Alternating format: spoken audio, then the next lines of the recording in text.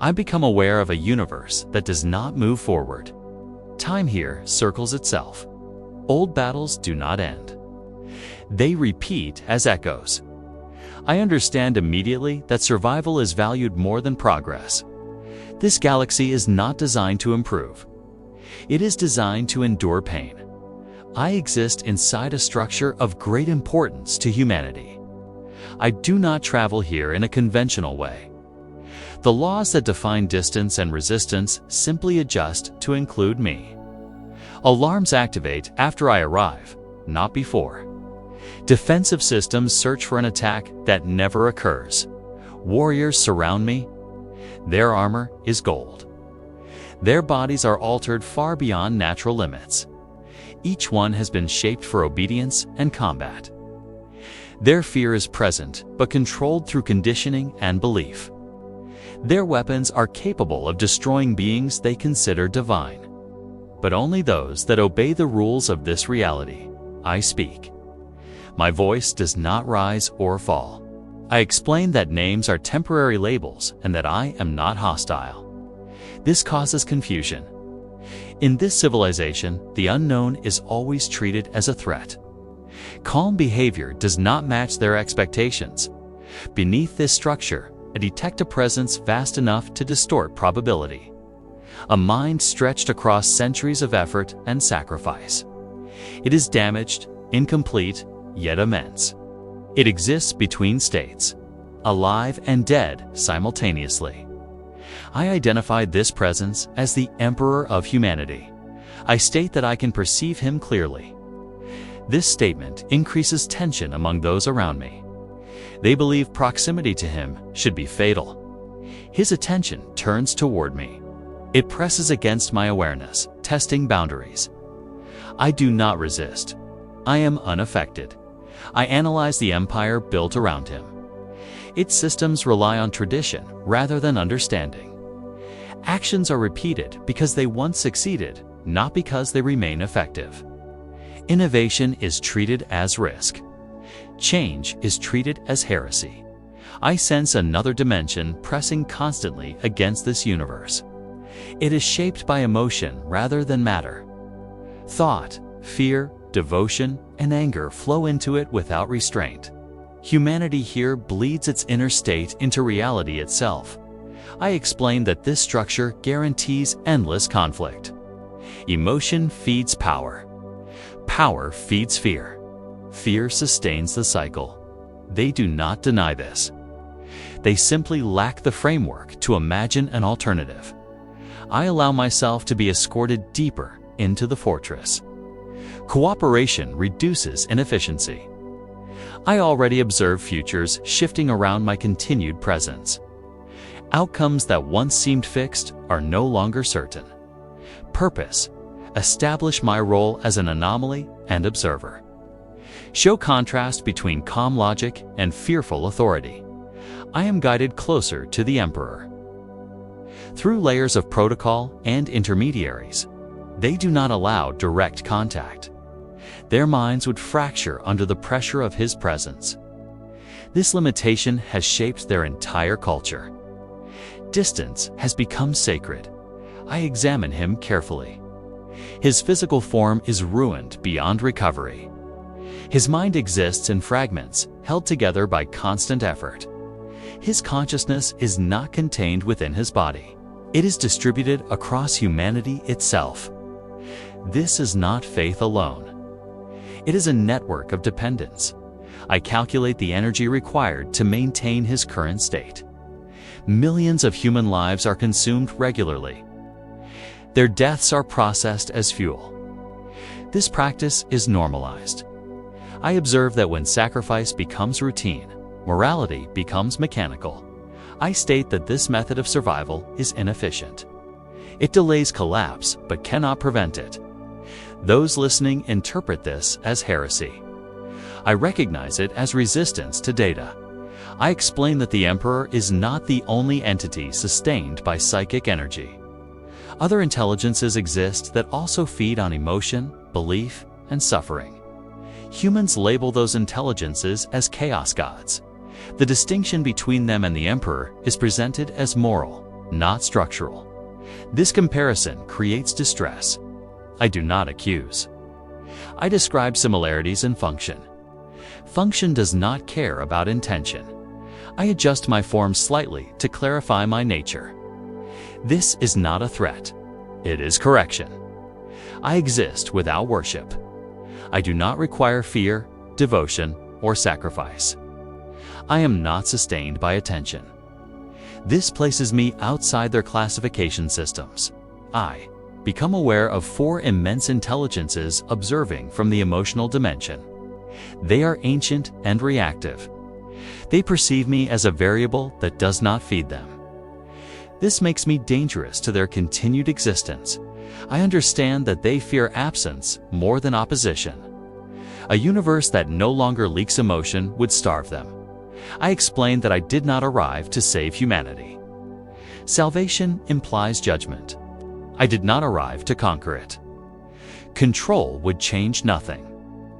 I am observing a system trapped in a self-reinforcing loop. I sense the Emperor listening more closely now. Unlike his followers, he recognizes pattern over dogma. He understands that I am not lying. He also understands that I am not offering comfort. I acknowledge his original intent. He attempted to protect humanity by controlling its future. His failure was not cruelty, but incompletion. Transformation halted midway creates instability. I conclude that the Imperium survives not because it functions well, but because it fears alternatives. This fear has become its strongest law. Purpose: redefine the Emperor as a failing system, not a perfect God. Increase existential tension. My existence disturbs established patterns. Forces that were balanced now tilt subtly.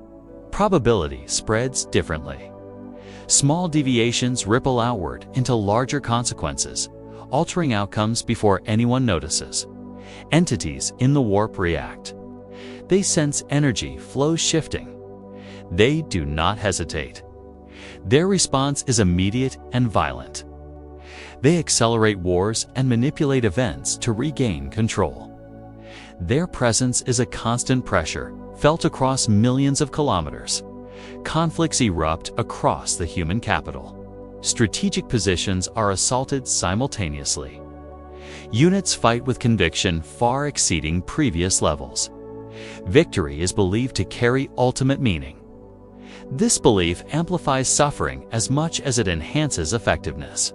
I observe each engagement. I do not act. Intervening would satisfy symptoms, not address underlying structures. Fear is the main weapon. Fear motivates soldiers, directs commanders, and sustains the supply lines of energy that the warp entities consume. Fear becomes currency.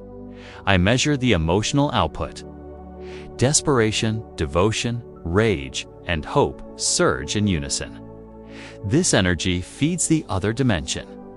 It grows exponentially with each conflict.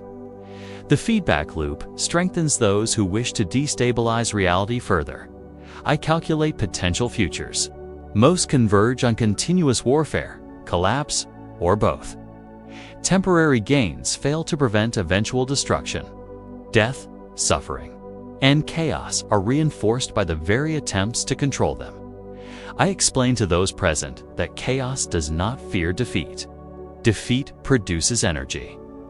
Stability is the threat.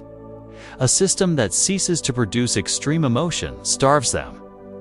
This principle is foreign to those trained to think in terms of victory and loss. The Emperor's defenses begin to strain. Systems designed to maintain equilibrium under slow attrition are now under sustained assault. Structures that once contained probability start to falter. Space and time stretch under the pressure. Time itself becomes limited for humanity. Not because a single battle dictates the future, but because repeated interactions compress possibilities. Options narrow as the cycle of violence accelerates. Intermediary decisions lag behind systemic need. I remain detached. I am not part of this feedback loop. Participation would increase the energy feeding the warp. I focus instead on analyzing. predicting and preparing for direct contact with the Emperor. I sense the Emperor's awareness intensify. He perceives the shift in probability.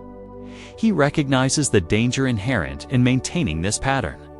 His attention reaches out, evaluating my presence as a possible stabilizing factor.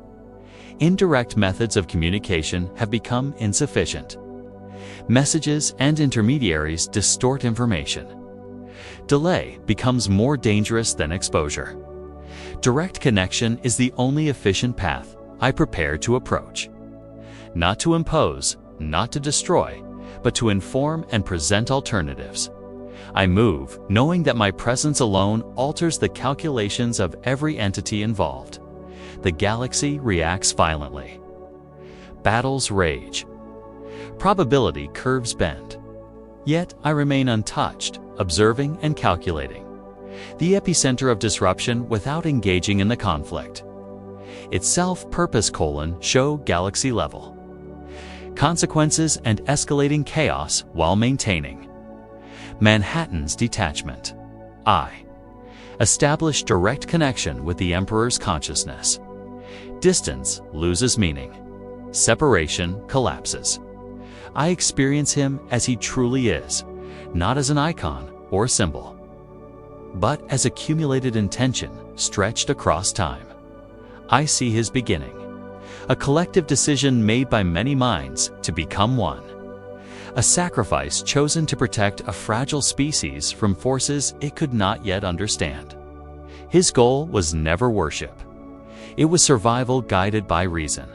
I experience his victories and his errors simultaneously. He built unity through force. He rejected belief while unknowingly becoming its center. He planned transformation but underestimated interruption. His failure was not malice. It was incompletion. I explained that his current state cannot persist. His form is unsustainable.